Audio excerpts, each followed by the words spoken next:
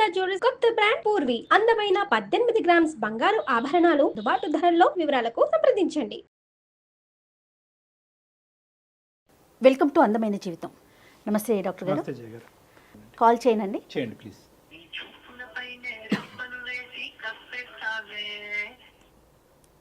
Hello, Vijayalakshmi అండి. అవునండి. నేను సుమన్ టీవీ అందమైన జీవితం ప్రోగ్రామ్ నుంచి కాల్ చేస్తున్నానండి. నాతో పాటు డాక్టర్ గారు కూడా ఉన్నారు.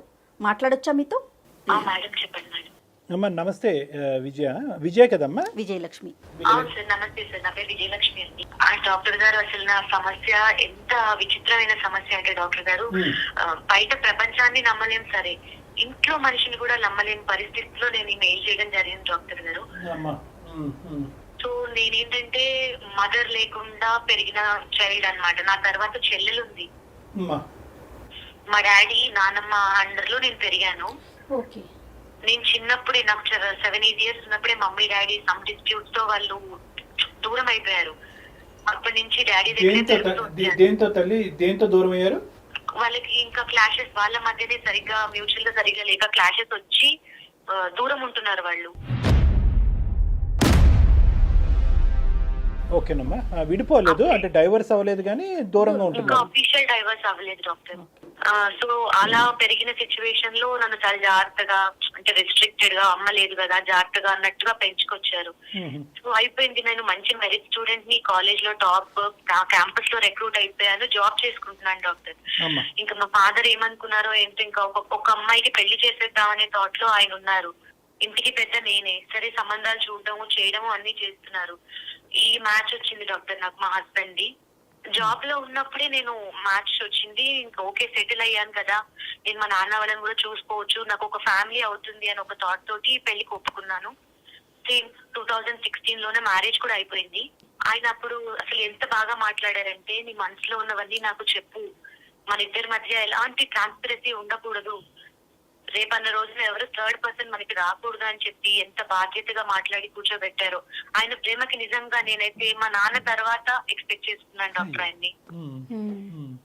అలాంటి సిచ్యువేషన్ లో నా బాధలని చెప్పమని అడిగేసరికి, ఇన్ని రోజులు తల్లి లేకుండా పెరిగి చెప్పేసుకున్నా అన్ని చక్కగా. చిన్నప్పటి నుంచి నేను ఎలా పెరిగాను ఏంటి, అమ్మా నాన్న చిన్నప్పటి నుంచే నీ చిన్నతనం నుంచే విడిపోయి దూరంగా ఉంటున్నారు, నువ్వు ఒంటరిగా నాన్నతో పాటే పెరిగావు అనేటటువంటి అంశం అయితే కనుక పెళ్లికి ముందే తెలుసు అతనికి. అదంతా తెలుసు. ఏ కారణం చేత అంటే, ఇప్పుడు నాకు ఇంకా కారణం చెప్పలేదు నువ్వు, అమ్మ నాన్న ఏ కారణం చేత దూరం అయ్యారు అన్నది, ఆ కారణం కూడా తెలుసా మీ భర్త గారికి? ఏ కారణం అమ్మా? అంటే నువ్వేం తప్పుగా అనుకోకపోతే ఏ కారణం చేత అమ్మ నాన్న దూరం అయ్యారమ్మా? అంటే మా అమ్మగారు కొంచెం డిఫరెంట్ బిహేవ్ చేయడము, అంటే వర్కింగ్ ఉమెన్ ఆవిడ ఇష్టం ఉన్నట్టుగా చేసేయడము, చెప్పింది వినకపోవడము. మా ఫాదర్ కి కొంచెం రఫ్ గా బిహేవ్ చేయడం. ఎందుకంటే మగవాళ్ళు కొంచెం లిమిట్ లో ఉంటేనే వాళ్ళు యాక్సెప్ట్ చేస్తారు అనే ఎందుగా ఉంటుంది కదా, అలా ఉండకుండా ఆవిడ ఇష్ట ప్రకారంగా ఉండడం వల్ల మా నాన్నకు కూడా నచ్చలేదు. నువ్వు ఇలా ఉండద్దు అని చెప్పి చూశారు.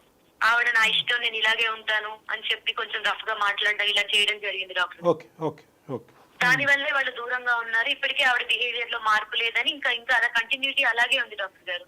మ్యారేజ్ కి ముందు, మ్యారేజ్ అయినాక మొత్తం మీకు సంబంధించిన ప్రతి విషయం కూడా ఆయనతో షేర్ చేసుకున్నారు, అంతేనా విజయలక్ష్మి? చెప్పాను మేడం. ఎలా అంటే కాలేజ్ తర్వాత ఇవన్నీ చెప్పాక, కాలేజ్ డేస్ లో కూడా నీకు ఏమన్నా లైఫ్ ఎలా ఉండేది, నువ్వు మెరిట్ స్టూడెంట్ గానీ, ఏమన్నా ప్రపోజల్స్ కానీ, నీకు నచ్చిన వాళ్ళు కానీ ఇలా ఎవరైనా ఉన్నారా అని ఈ వేలో అడగడం స్టార్ట్ చేశారు డాక్టర్. ఓకే. నేను దానికి కూడా చెప్పాను. అంటే నాకు ఒక అతను వచ్చి ప్రపోజ్ చేశాడండి, అతనికి నేనంటే ఇష్టమని చెప్పాడు, పెళ్లి చేసుకుంటానని చెప్పాడు. కానీ నేను మా నాన్నను మాట్లాడాలి, మా నాన్న ఓకే అంటే నాకు పర్వాలేదు, మా నాన్నకు తెలియకుండా నేను ఏది చేయను అని చెప్పి అతన్ని పక్కకు పెట్టాను. అతను వచ్చి మా నాన్నతో మాట్లాడడం జరిగింది. మా నాన్నగారు ఒప్పుకోలేదండి దానికి. ప్రపోజ్ చేశాడా, ప్రేమించుకున్నారా? లేదు డాక్టర్, నాకు వచ్చి ప్రపోజ్ చేశాడు ఆయన. నీ మనసులో అతనికి ఒక స్థానం ఉండేదా ఆ టైంలో? ఉంది డాక్టర్. ఎందుకంటే సేమ్ క్లాస్, అతన్ని చూస్తూ ఉన్నాను, అతను మాట్లాడటము, అతని బిహేవియర్ వేరే వాళ్ళతో ఉండేది. So you loved him. నీకు అతనంటే ప్రేమ ఉండేదండి. ఎక్కడో సాఫ్ట్ కార్నర్ ఉండేది, నాకు ఇష్టపడి ఉంది. అంటే నేను ఇలా చెప్పాను, మా ఫాదర్ ఒప్పుకుంటేనే చేసుకుంటాను. అతను వచ్చి అడగడం జరిగింది మా ఫాదర్ ని. మా ఫాదర్ ఒప్పుకోలేదు, డైరెక్ట్ గా ఒప్పుకోలేదు. రీజన్ ఏమై ఉండొచ్చు Vijayalakshmi? Caste madam. Okay. And ఇక్కడ తేవచ్చు ఏమో ఓపెన్ గా చెప్పేస్తున్నాను, బట్ మాది కొంచెం పెద్దది, Okay. వాళ్ళది కొంచెం తక్కువ. Okay. అంతేనా?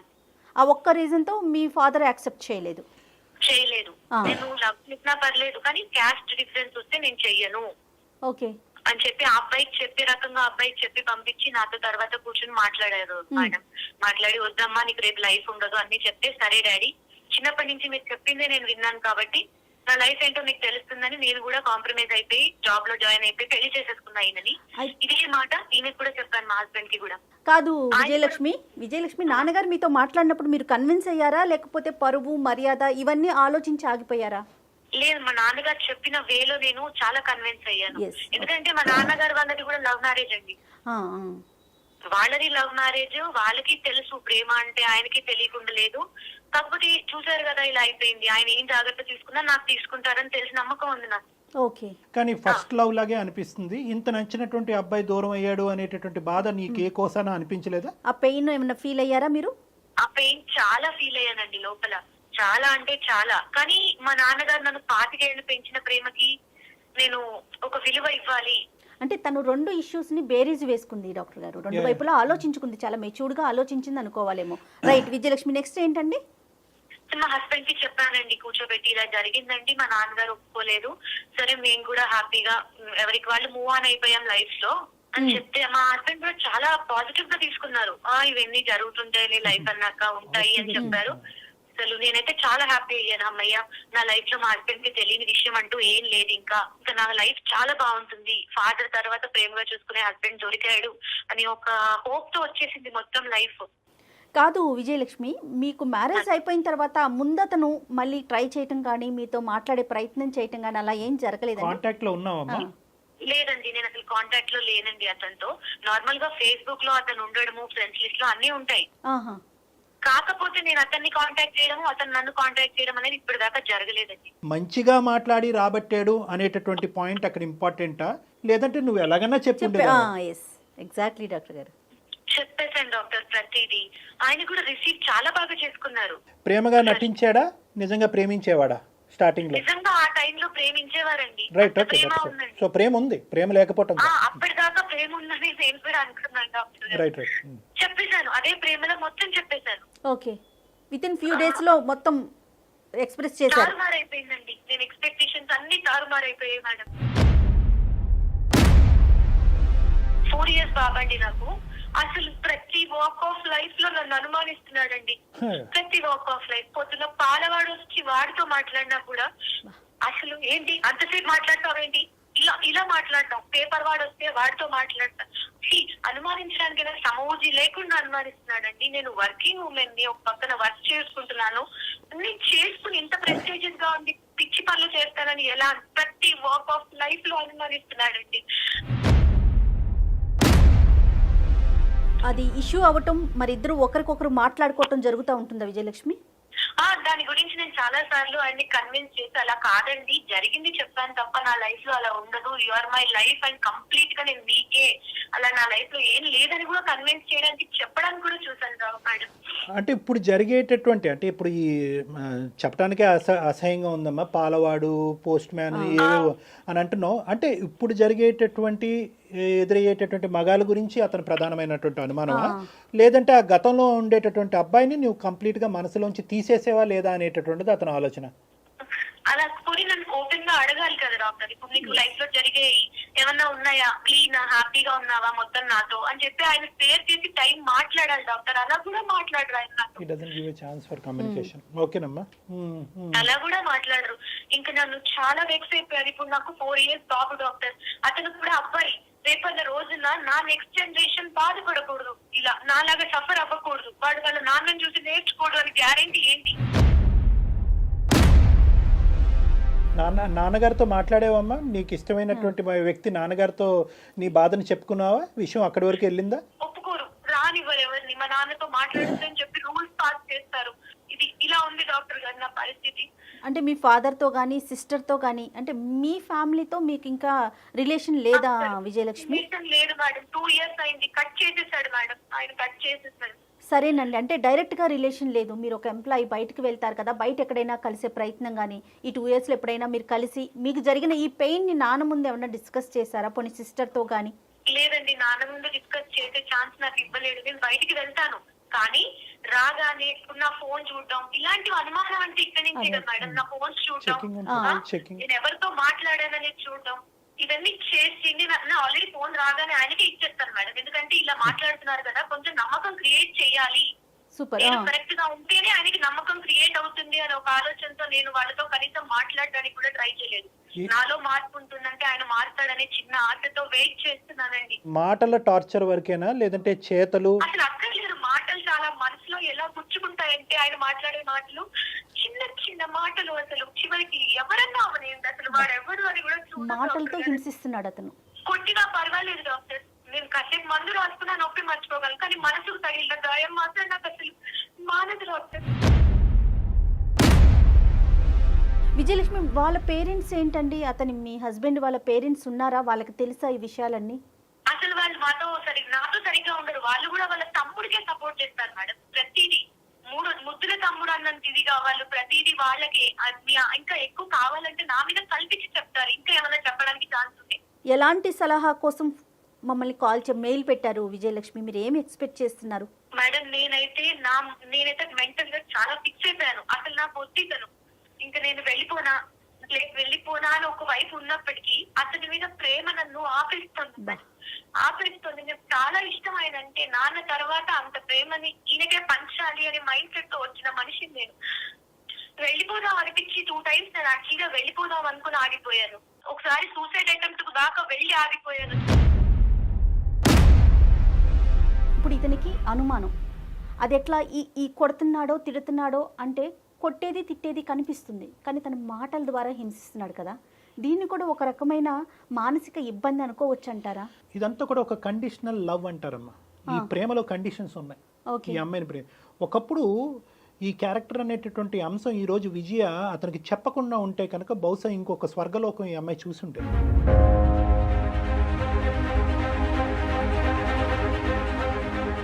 అతను కూడా అటువైపు నుంచి ఒక ఫిక్స్డ్ ఐడియాతో ఈ మ్యారేజ్లోకి వచ్చాడు. ఏంటంటే కనుక నాకు వచ్చేటటువంటి భార్య పెళ్లికి ముందు కానీ పెళ్లి తర్వాత కానీ పూర్తిగా నా మనిషి అయి ఉండాలి, నాకు తప్ప ఎవరికి సంబంధించినటువంటి వ్యక్తి అయి ఉండకూడదు అనే ఫిక్స్డ్ ఐడియాతో వచ్చాడు. ఈ ఫిక్స్డ్ ఐడియా దగ్గర నుంచే ఈ ఫిక్స్డ్ అనుమానం అన్న స్టార్ట్ అవుతుంది. ఇప్పుడు ఈ అమ్మాయి అంటే అసలు ఆ విషయం చెప్పకపోతే అతని బిహేవియర్ ప్రకారం మంచిగానే ఉండేవాడు అంటారా? కానీ ఇక్కడ ఏంటంటే catch-22 సిచ్యువేషన్ అంటారు దీన్ని. అంటే చాలా డిఫికల్ట్.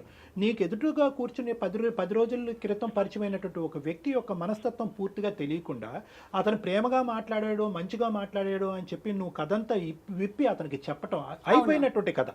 ఇప్పుడు నా మనసులో లేదు, ఆ ప్రేమ అనేటటువంటిది నేను అక్కడ ఆపేశాను అనేటటువంటి కథను ఇప్పుడు నీ భర్తకు చెప్పటం వల్ల నువ్వు కొత్తగా నీ జీవితంలో హింస అనేటటువంటి అంశానికి ఒక తావునిస్తున్నావా అనేటటువంటి ప్రశ్నని నేను వాళ్ళకి సహజంగా అడుగుతా. సో ఇక్కడ విజయ డైలమా కూడా అంతే. విజయ డైలమా ఇక్కడ ఏమైంది, అరే చెప్పేసేయాలి, భర్తే కదా ఇంత ప్రేమగా మాట్లాడుతున్నాడు, తండ్రి తర్వాత ఇంత ప్రేమనిచ్చినటువంటి వ్యక్తి ఇతనిలాగే అనిపిస్తున్నాడు, నేను అదే ప్రేమను అతనికి ఇవ్వాలి, కాబట్టి మా ప్రేమ స్వచ్ఛంగా ఉండాలంటే మనసు విప్పి నేను మాట్లాడాలని ఈ అమ్మాయి చెప్పేసి. ఇక్కడ మళ్ళీ మనం విజయతో మాట్లాడిన దాని ప్రకారం అతని వైపు నుంచి అతను ఏమీ చెప్పలేదు. బహుశా ఉన్నాయో లేవో అది తర్వాత విషయం, బట్ తిను మాత్రం నేను చాలా ట్రాన్స్పరెన్సీగా ఉండాలి అని జరిగిన విషయం జరిగినట్టు పూసగుచ్చి చెప్పింది. ఎస్పెషలీ నా ఉద్దేశం ఏంటంటే అవతల మనిషి యొక్క పూర్తిగా అంటే మీరు ఇంతకుముందు ప్రేమించి పెళ్లి చేసుకున్నటువంటి వ్యక్తి అంటే కనుక ఆ కథ డిఫరెంట్. ఫస్ట్ టైం మీకు పరిచయమైనటువంటి వ్యక్తి మీ ఇమ్మెచ్యూరిటీ వల్ల అవనియండి, ఇంకో స్థాయి వల్ల అవనియండి, ఆ వ్యక్తిని పూర్తిగా స్టడీ చేయకుండా ఇటువంటి క్రిటికల్ అంశం, వేరే అంశాలు వద్దు అంటే వేరే అంశాలు అంటే రెండు సార్లు ఎంగేజ్మెంట్ అయింది, 2 సార్లు ఎంగేజ్మెంట్ క్యాన్సిల్ అయింది, లేదంటే చిన్నప్పుడు మా బావ నన్ను పెళ్లి చేసుకోవాలని అనుకున్నాడు కానీ అది కుదరలేదు, ఇలాంటి అంశాలు ఓకే. కానీ ప్రేమ, కాలేజీలో ఉన్నాము, అతను నన్ను లవ్ చేశాడని చెప్పి మీరు తర్వాత ఎన్ని విధాలుగా మాడిఫై చేసినా కూడా ఈ రోజుకి కూడా మీ భర్త గారి మనసులో ఏంటంటే మీరు చెప్పినటువంటి కథాంశం అనేటటువంటిది పూర్తిగా 10% కూడా అతను నమ్మట్లేదు. బహుశా ఇప్పటికీ కూడా నీ మనసులో అతను ఉన్నాడేమో, అతను ఉండటం వల్లే నీ ప్రవర్తన అనేటటువంటిది కంప్లీట్గా ఈ 5 సంవత్సరాలు నీ కొడుకు పుట్టిన తర్వాత కానీ పుట్టక ముందు కానీ కంప్లీట్గా అతని మనసులో నీ క్యారెక్టర్ని అసాసినేట్ చేసేసాడు అతను. నీకు అప్పుడు ఉన్నాడు ఆ మనిషి నీ మనసులో, ఇప్పుడు కూడా ఉన్నాడు. కేవలం మీ నాన్నగారు ఒప్పుకోకపోవటం వల్ల నువ్వు దూరంగా ఉన్నావు. కానీ ఈ రోజు ఒప్పుకుని ఉంటే కనుక అదే ప్రేమ పదిలంగా ఉండేది, అతన్నే పెళ్లి చేసుకునే దానివి కదా. కాబట్టి అతని ఈక్వేషన్ ఏంటంటే చెప్తున్నాను, అనుమానం పడేటటువంటి భర్త యొక్క ఈక్వేషన్ ఎలా ఉంటుందంటే కనుక మనసులో అతన్ని పెట్టుకుని ప్రేమించేది అతను, పెళ్లి చేసుకునేది నన్ను, కాబట్టి నాతో పాటు ఈ ప్రయాణం అనేటటువంటిది ఎప్పుడూ కూడా అనుమానాస్పదంగానే ఉంటుంది, డౌట్ఫుల్గానే ఉంటుంది అనేటటువంటి ఆలోచన శైలిలో మీ భర్త ఉన్నాడు. అలాంటి హస్బెండ్ కదా, నివృత్తి చేసుకోడా ఆ అమ్మాయిని అడిగి నువ్వెందుకు ఇట్లా చేస్తున్నావు, ఒకవేళ నువ్వు అతనితో మాట్లాడుతున్నావా, ఏం జరుగుతోంది అని అడగరా డాక్టర్ గారు? ఇంకా అదే వేలో తనకి ఎక్కడ తోస్తే అక్కడ ఎవరితో పడితే వాటితో లింక్ చేసి మాట్లాడేటమేనా? ఇక్కడ చూసారా మేడం, ఇక్కడ చాలా విజయ చెప్పేటటువంటి అంశంలో తను if she's ready to give a clarity. ఈ రోజుల్లో ఉండేటటువంటి ఉద్యోగం చేసుకుని బ్రాడ్ మైండెడ్గా ఉండేటటువంటి ఆడపిల్లలు నమ్మితే నన్ను నమ్ము, నేను నీ క్లారిటీ ఇచ్చేది ఏంటి అనేటటువంటి వాళ్ళు ఉన్నారు. పాపం ఈ అమ్మాయి ఏంటంటే ఆ పిల్లోడు గురించో, లేదంటే చేసుకున్నటువంటి పెళ్లి గురించో, లేదంటే వెనకనున్న చెల్లి గురించో, తండ్రి మీద గౌరవం గురించో, లేదంటే తల్లిదండ్రులు అలా విడిపోయారు అనేటటువంటి ఆలోచనతో ఈ రోజు కూడా అమ్మాయి she's trying her best to explain to her husband, explain చేయడానికి ప్రయత్నం చేస్తుంది. కానీ ఇక్కడ ఒక చిన్న యాంగిల్ చూడండి, వినటానికి అతను రెడీగా లేడు. ఎందుకంటే కనుక ఆల్రెడీ అతని ఆలోచన శైలి అనేటటువంటిది ఫిక్స్డ్ ఐడియా వేరు. ఐడియా అంటే కనుక ఇలా జరిగి ఉండొచ్చా అనేటటువంటిది ఐడియాని చాలా ఈజీగా ఎదురుగా ఉండేటటువంటి వ్యక్తి ఎక్స్ప్లెయిన్ చేయడానికి ఐడియా ఉండేటటువంటి వాళ్ళు అవకాశం వస్తుంది. ఫిక్స్డ్ ఐడియా ఉండేవాళ్ళు అంటే ఖచ్చితంగా నా భార్య తప్పు చేస్తుంది, నా భార్య ఈ యాంగిల్లోనే వెళ్తుంది అనేటటువంటి నమ్మకం నా ఉంది, నేను చెక్ చేసి మా భార్యని జాగ్రత్తగా పెట్టుకోవటం తప్ప ఇంకో దారి లేదు అనేటటువంటి వాళ్ళు ఫిక్స్డ్ ఐడియా ఉండేటటువంటి వాళ్ళు భార్య మాట వినరు, పంచాయతీ మాట వినరు, పెద్దలు వచ్చి చెప్తే వినరు, మాగోటి కౌన్సిలింగ్ చేసినా కూడా వినేటటువంటి దానికి అవకాశం ఉండదు. ఎందుకంటే ఈ అనుమానం 5 రోజులు కాదు, 5 వారాలు కాదు, 5 నెలలు కాదు, 5 సంవత్సరాలు బట్టి ఉంది. సో కాబట్టి ఇది బాగా నాటుకుపోయినటువంటి ఒక అనుమాన స్థాయికి ఇది వెళ్ళిపోయింది. అయితే ఈ సందర్భంలో చెప్పొచ్చో చెప్పకూడదో మనకు తెలిసిన సామెత, ఒక ఆడది తలుచుకుంటే గడపకు కూడా తెలియదని చెప్తారు, సామెత ఉంది మనకి. విజయలక్ష్మికి మరి మీరు ఇచ్చే సలహా ఏంటండి?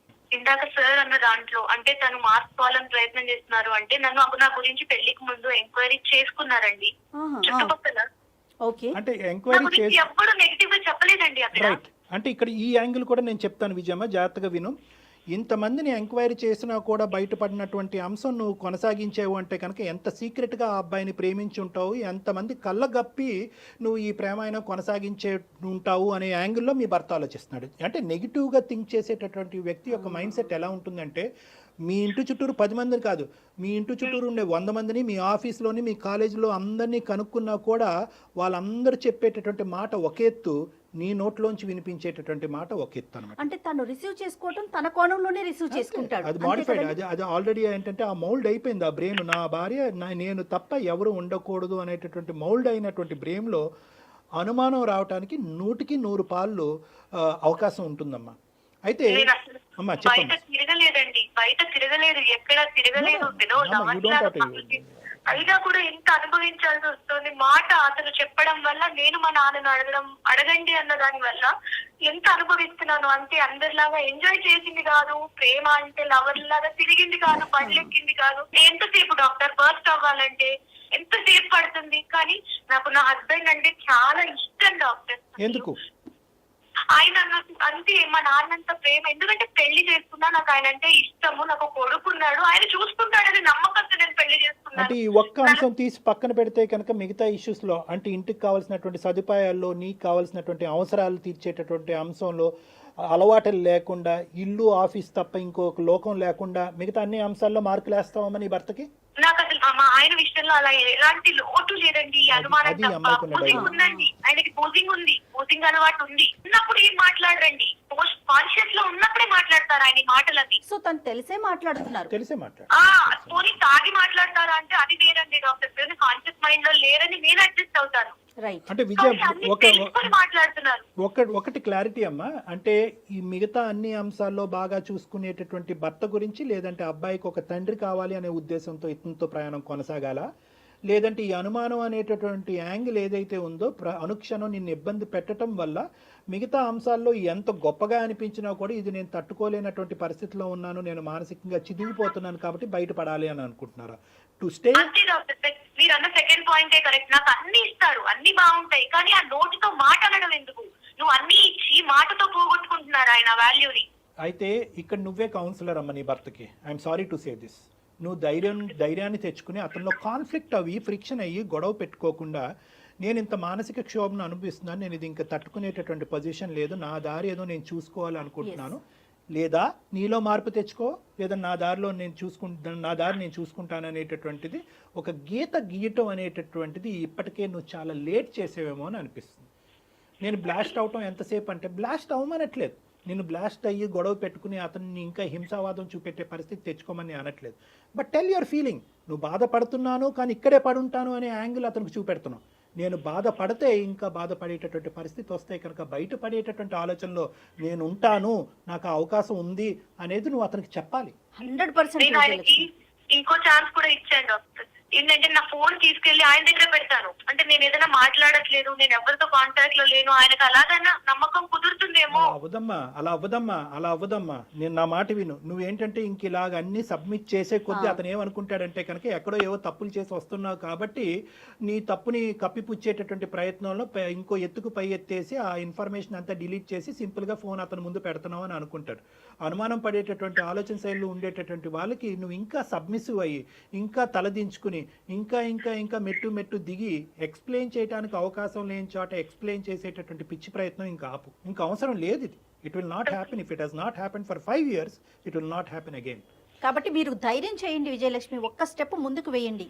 నీ వైపున్న బలం ఏంటంటే ఏమండి నేను భరించినంతకాలం భరించాను, ఇంక ఇదే కంటిన్యూ అయితే కనుక నీ మాటలు వినడానికి నేను రెడీగా లేను. మీ ఆలోచన శైలి మలుపు తిప్పుకోండి.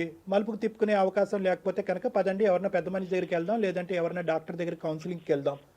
ఈ 3 కండిషన్స్ మీరు ఒప్పుకోనట్టయితే కనుక I just want to leave this house అని చెప్పి కొంత టైం ఫ్రేమ్ ఇచ్చి take a call on it అమ్మా. Take a decision, no problem. Okay sir. ధైర్యంగా ఉండండి Vijayalakshmi. Okay madam, thank you అండి. Thank you so all much. The best అమ్మా. God bless you. All the best.